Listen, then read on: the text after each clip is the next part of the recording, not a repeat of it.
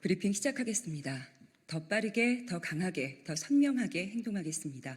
조국혁신당 대변인 강미정입니다.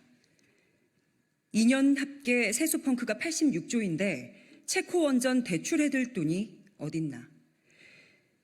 지난해 56조에 이어서 올해도 세수 펑크가 30조 원에 달할 것으로 추산됩니다.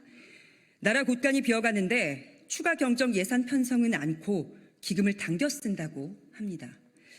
기금은 목적하는 바가 있어 쌓아둔 돈인데 그 기금을 썼다가 정말 필요할 때에 대처하지 못하면 어떡할 겁니까? 무도하고 무책임하고 무능한 윤석열 정권은 정말 답이 없습니다. 그런 가운데 체코 원전 수주 경쟁에서 대출을 해주겠다고 약속을 하고 온 모양입니다. 윤석열 정부는 그런 일 없다고 발뺌을 하는데 내용을 뜯어보면 사실상 대출과 다름이 없습니다. K원전의 미래를 유럽에서 펼쳐가는 동안 실속은 챙기지 못할 가능성이 큽니다. 윤 대통령이 입이 마르도록 칭찬하는 원전 세일즈에 민낯입니다.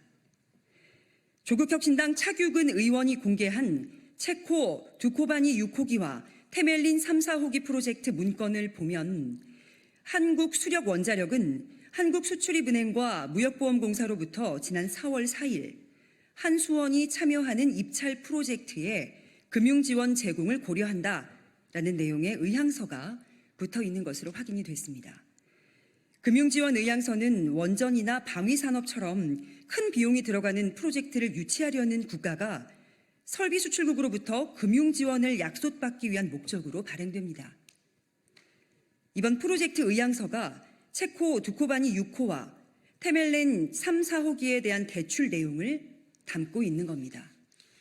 전문가들은 체코 정부 재정 상태로는 기기 하나에 10조 원 이상 들어가는 대형 원전 건설 자금을 체코가 자체 조달하는 게 불가능하다고 하네요. 수주 계약을 조건으로 나머지 3개기 설비를 낮은 금리로 대출해 주거나 지체금 보상 조건이 붙을 경우 한국의 이익이 크게 줄어들 수도 있다는 겁니다. 최악의 경우에 매출액은 24조 원인데 순수익은 마이너스가 될 수도 있는 겁니다. 그런데도 윤석열 정부는 체코가 직접 자금을 조달할 계획이라고 국민을 속여왔습니다. 숨쉬는 것 빼고는 온통 거짓투성입니다.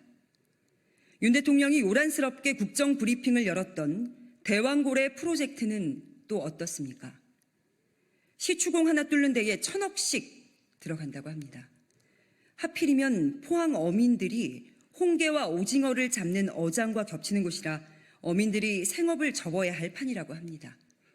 석유가 콸콸 나오면 국가적인 경사고 생업을 포기한 어민들에게도 충분한 보상을 해줄 수 있겠죠.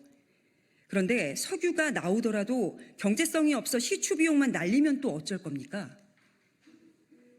뭘 했다고 요란하게 자랑하면서 우선 의심부터 해야 하는 윤석열 정부, 도대체 언제까지 보고 있어야만 합니까? 여기까지 하겠습니다. 고맙습니다.